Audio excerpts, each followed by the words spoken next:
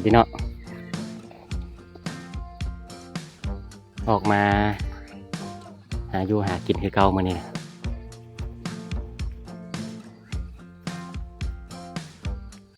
เป้าหมายมื้อนี้เรา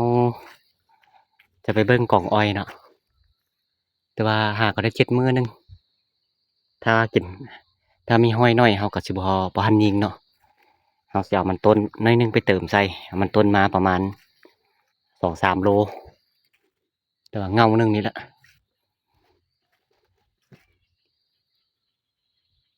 เติมอาทิตย์หน้าแล้วค่อยไปยิงเพราะว่าอาทิตย์หน้าพอดีเดือนคักยิงก็ฮอกแล้วยิงหนูเลยแล้วก็สิเลาะเฮ็ดแล้วส่วนนี้นะเสร็จแล้วใส่ปลาเตามาฮอดตอนนี้มาฮอดสานภูเนาะถือว่ามาทีมงานหลายคนเนี่ยมื้อนี้มาทั้งหมด6 คนแต่ว่ามาตอนเช้านี่มันมาแต่2 คนเนาะอีก4 คนเลยมันเฮาได้มาส่งเมื่อวานนี้มาส่งอยู่ตีนภูแล้วก็เจ้ามานั่งการตรงเห็นอยู่ต้นหมักดาวเนาะว่าเห็นหอยบีบแล้วไอ้ผู้นึงให้นั่งก่อมักกู้บ่ว่าตกฟ้าตัวอย่างสิเข้าบ่ติดตามไปนำกันเนาะจะหมานบ่มื้อนี้นะมาแต่เช้าๆอยู่มื้อนี้ก็ถือว่าจะเลาะเต็มที่อยู่หาต้นไม้คักๆเนาะเลาะเนาะโอเคสิเดินทางก่อนบัดนี้มาฮอดเนาะของอ้อยเฮา3 หัวถือว่ายังหมดเริ่มมีอันนั้นแล้วเนาะเริ่มมีก็ได้เข้ามากินแล้วตัวนี้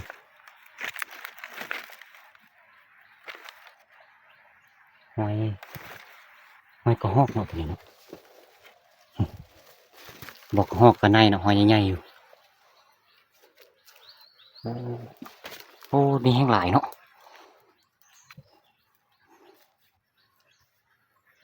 มากินหัวนี้ก่อนนี่หัวใหญ่โอ้โอ้หอยใหญ่นี่บอกกระหอกก็ได้แล้วเนาะกินนี่ถือว่าโอเคอยู่เนาะกินเบื้องนี้ก่อนเกือบหมดเลยเนาะหัวนี่เนาะนี่โอ้มันแห้งเกือบหมดเลยถือว่าหอยนี่ได้อยู่สัก4-5 บาทนี่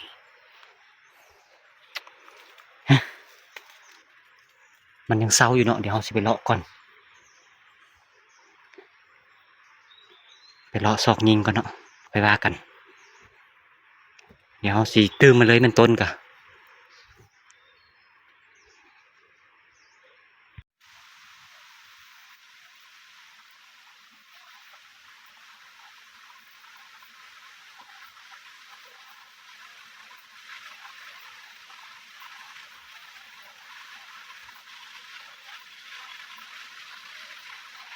เขานั่งมึงของอ้อยหน่อยหนึงเนาะ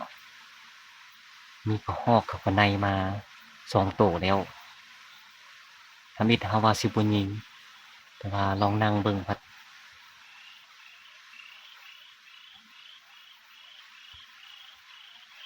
กระหอกมาเลยได้ยิงเลยเนาะยามันเอาอ้อยเมียนอาทิตย์หน้ามานั่งก็คือสิยังมาหลายสินั่งจักหน้อยเนาะแล้วก็สิไปเก็บของหอกแล้วก็สิขึ้นไปหาอ้าย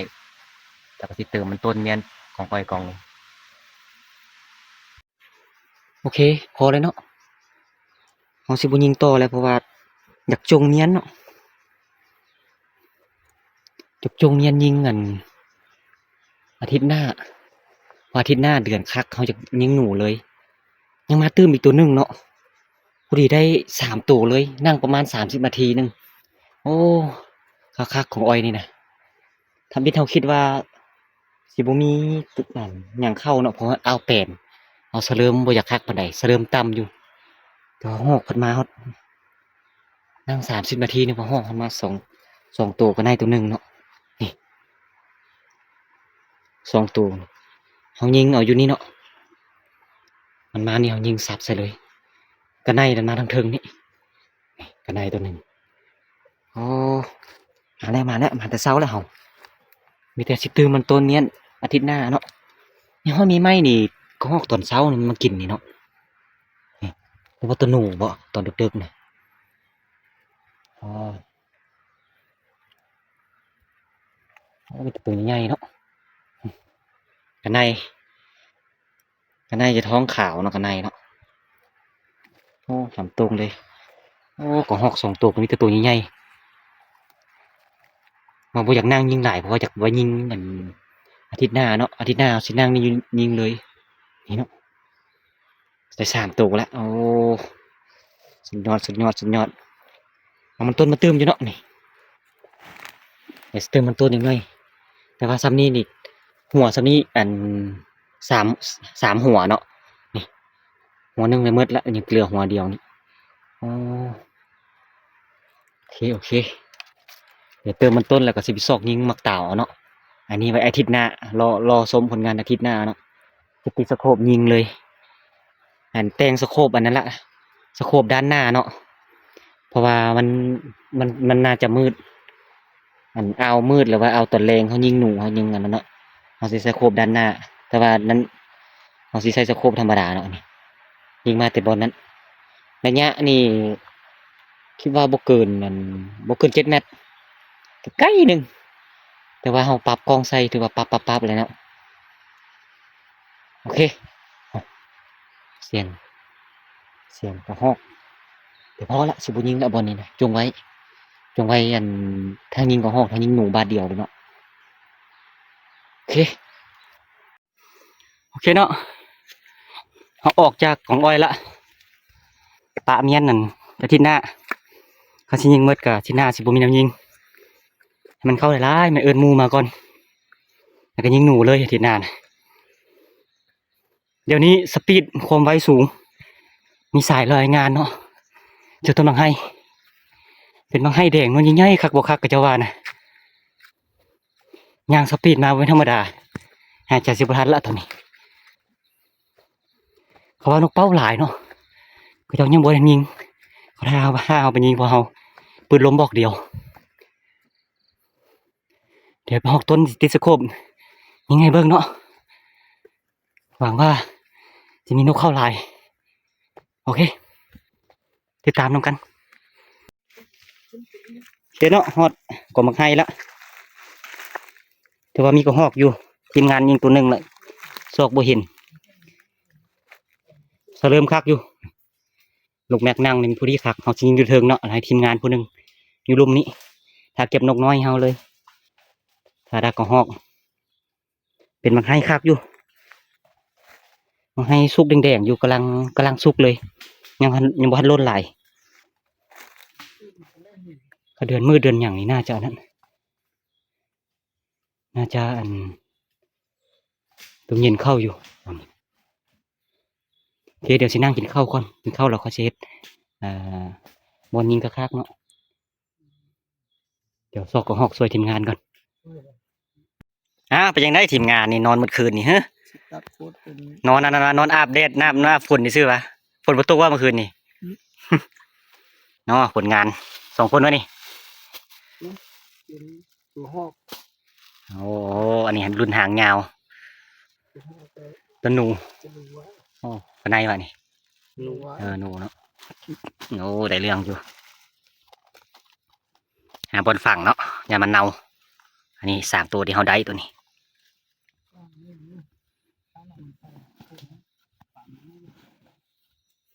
เดี๋ยวสิไปนั่งก็ให้เนาะกินข้าวอิ่มแล้วตอนนี้นี่เนาะต้นไห้เนาะยิงจากย้อนแสงนิดนึงเนาะตอนเช้านี้น่าจะเลื่อมตานิดนึงตอนแรงก็สิเอาไข่นิดนึงเนาะตัวนี้ประมาณ9 โมงครึ่งตัวนี้นะนกสานนกฮอนเนาะเดี๋ยวสิจัดการเลย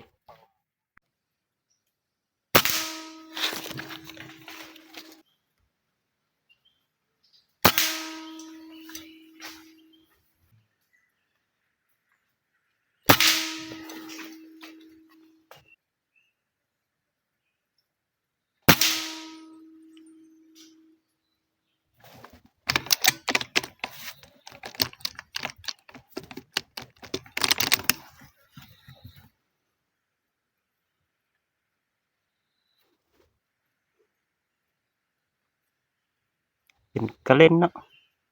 ยิงด้านเมื่อกี้นี่ยิงในตก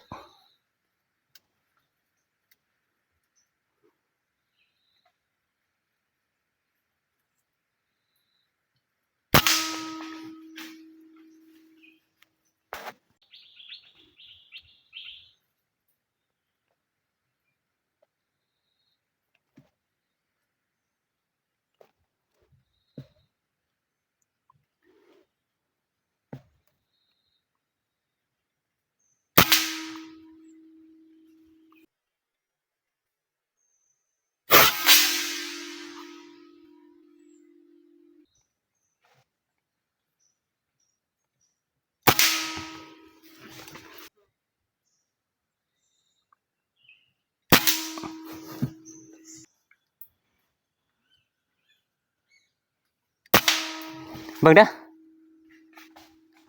บ่นั่นแหละ3ตัวกระเล่นตัวหนึ่งแล้วก็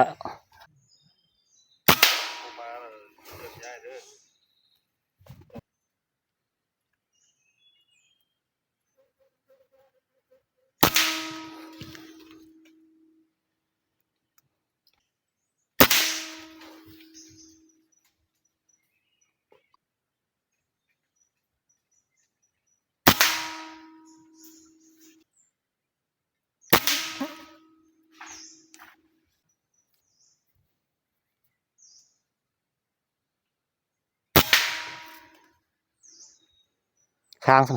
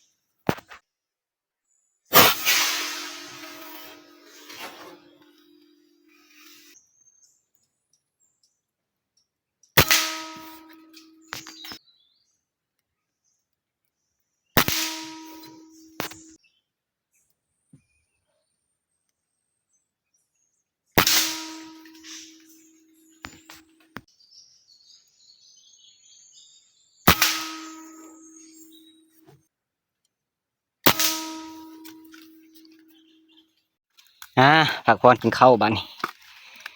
ปิงกระเล่นน้อยเห็นยังอันนั้นน่ะเห็นข้าวหลามวะ ก็ ผักพรเมื่อกี้นี่เนาะเห็นเสียงกุ๊กกาบกุ๊กกาบคือตัววันตัวควายบุกป่านี่ย่างไปเบิ่งแล้วแม่นไปเจอของดีเนาะนี่เครื่องถุงเลยบ่ให้เบิ่งเนาะไปตัวอย่างเนาะเดาบ่อยู่ปลายไม้ตัวใหญ่ขนาดตัวนี้ประมาณ10 ปลายโลได้โอ้มาละเห็ดย่างแห้งเห็นแซ่บตัวนี้โอเคพักพรบัดนี้เนาะพักพรกินข้าวตอนนี้ก็1:30กินข้าวแล้วก็ซีเมนดักอันก็หอกเลยแต่รู้สึกว่าฟ้านี่เนาะบุญคักไปได้นี่มาเด้อกินข้าวนำกันบาดนี่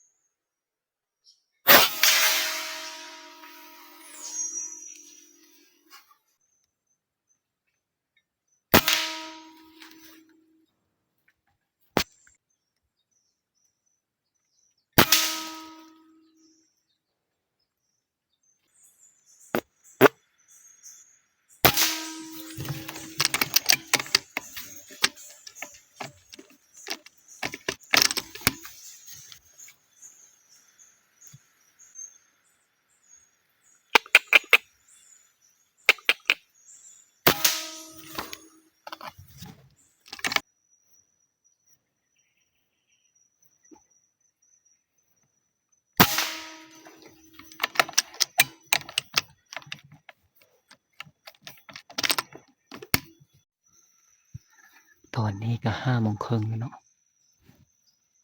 ก็ฮอกบ่มานกเป้าก็บ่มาบ่ฮู้ว่าเป็นจังไดตัวไหนตัวนี้โอ้ยเสียเวลานั่งละล่าเนาะ